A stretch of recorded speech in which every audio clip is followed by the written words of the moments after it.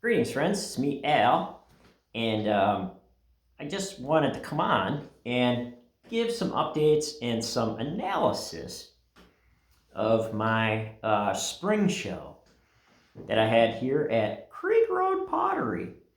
And the local businesses of the area invited me on their spring show tour. So there's a few wineries on it and other local businesses. And I'm one of the few handmade shops, on the trail.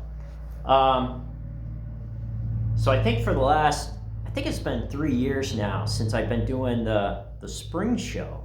And I really appreciate the community and them allowing me and asking me to be on these shows because it's helped me show the work to the local community, which is great. So what happens is they get a map and they go from place to place for 3 days.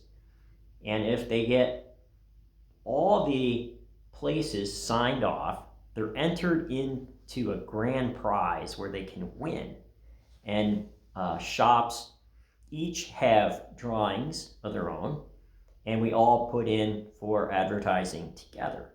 So it's a really nice way to help each other out and promote local businesses.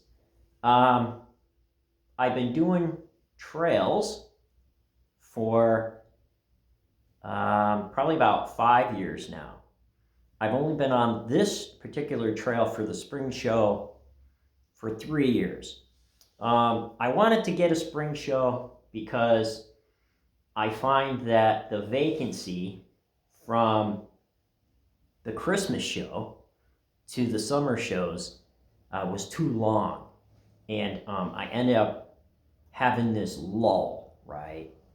And so I wanted to find something to fill that so I have less problems with finding direction. Because if I have a goal and I set a spot on the map, I can drive to it, right? And a lot of times it's the journey. And that's what this show was about. I kind of, coming into the spring show, I kind of felt that I wasn't prepared very well for this show. I didn't start talking about it until late, and I got into some other stuff, and I was distracted, and it was just horrible. And so I was really worried about it. But I had a week's vacation to prep for this show. And I went into the basement almost at the last minute. And here I had all this bisque already through the first firing. Most of it was bulls. A lot of it was shaped bulls. So I was like, oh, thank goodness. So I got lucky on that. But right now I'm trying to manage a lot of things and not be as distracted. So I've been reading the book, 7 Habits of Highly Effective People. Effective People. And by Stephen Covey. And it's an excellent book. And I was reading that book while I was procrastinating, trying to get ready for the show. The book's yelling at me. So I'm trying to do better. I'm trying to do first things first and not get as distracted, but it's just something that's just horrible. Anyways, one of the newer things that I've been trying to do and work on is I found that being late with this show put boundaries on me on what I could do with the materials and what I could do with the process. And with those boundaries came some really interesting things out of the chances that I took, right? So to make the work look interesting, I've been adding wood into the updraft kiln at the end of the firing. When the cone falls, I've been getting some really interesting things, and that's what I wanted to show you now. really interesting things with a copper glaze that will turn red in reduction, like copper does. So I've been experimenting with that, and I just wanted to show what I got. Well, to give you an idea of what happened, it was snowing, it was muddy, it was rainy, and I thought the whole show was going to be a disaster. So we sat out here, I sat out here, and people came through, and it was really nice to see the people who did come out in that weather and in that cold and in that snow. I had the big buddy heater going on here in the shed, right? But when I looked back, I did the same amount of revenue as I did last year. So even though a few less people came, right, those people bought more things. So I was really happy about that. So I never take my customers for granted. That's why I was afraid. I was afraid that I didn't get them excited enough about it early enough to have these shows be a success. And I just can't expect them to show up for just because, right? So I need to be sure that I give them a reason to be here and to really appreciate what's happening here, so they come down and buy some work if they care, because they have to care about what you do in order to give you money for what you do, right? That's the exchange. So that's what we've been dealing with. But I did get some really nice reds in this kiln, and I wanted to show you an example of the bowls. So here's what it looks like. You can see those lines, and it's quite amazing. These are smoke lines. Even though it looks cracked, that's not the case at all. And you just never know what you're going to get. And I drop it right in and run it right into reduction like you would a raku firing, I guess, at cone 6.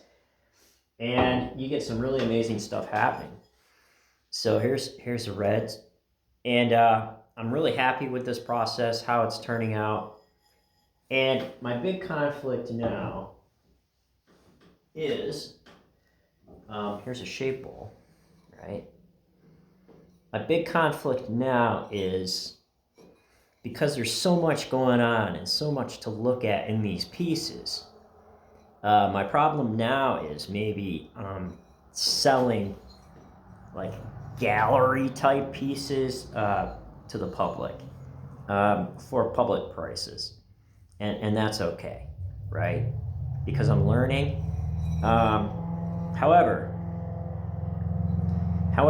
I'm really torn about how things are progressing, because I'm a little bit conflicted. I need to make work that's accessible and that's affordable to the local community, right?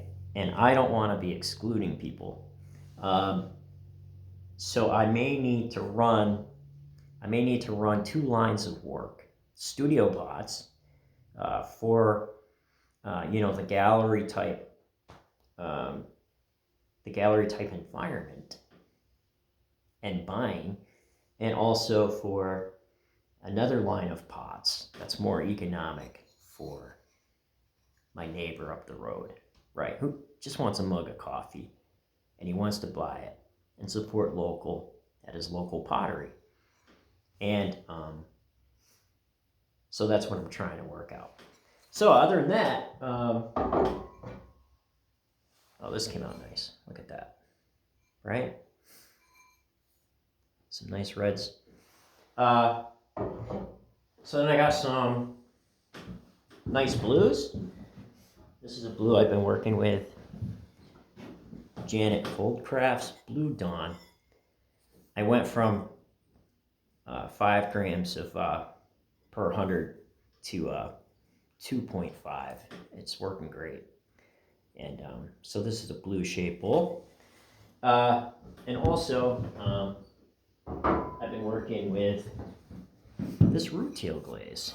Look at that. So much interest in that. Texture patterns come up really beautiful. And so that's just some of the work that I got out for the show. What else did I do? So overall, this oatmeal bowl. So this is the same glaze as this is the same copper glaze. It's just not reduced as much, but it's starting to go brown. This fired fairly hot. This is like a high 6, and it browns out into this nice oatmeal. You know, it's just beautiful. I think I got probably 8 or 10 of these as a set, and I put this up for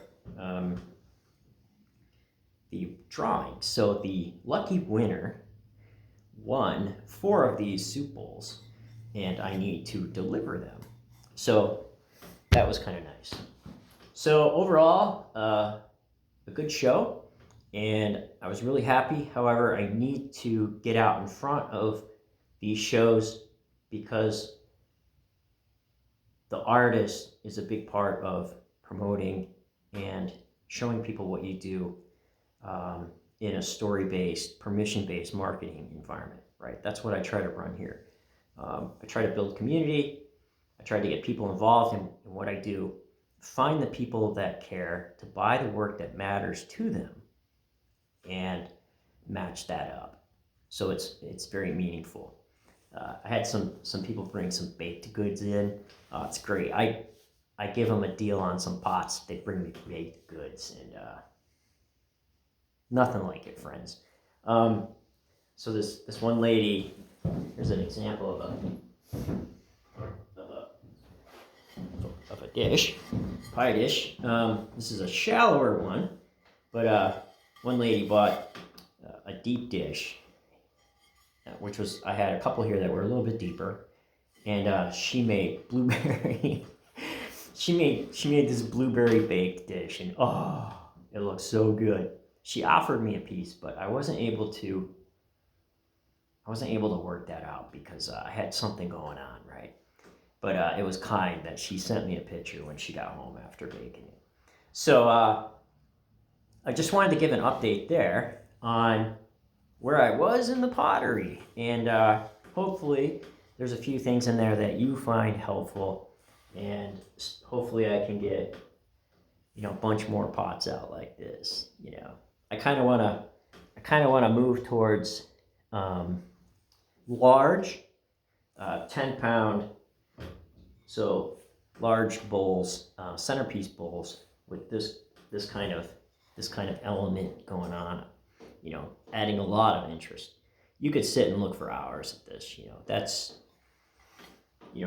there's always something amazing going on in these. So guess that's it for now. So thanks for tuning in. Coming up with a blog post, not a blog post, yes, a blog post and a podcast. So hopefully, if you have not listened to the podcast, it's the Pin Tool Podcast, and it's on I think it's on all the podcasts wherever you happen to listen to podcasts. Just type in the Pin Tool Podcast. All right, friends, take care, be well, and happy potting.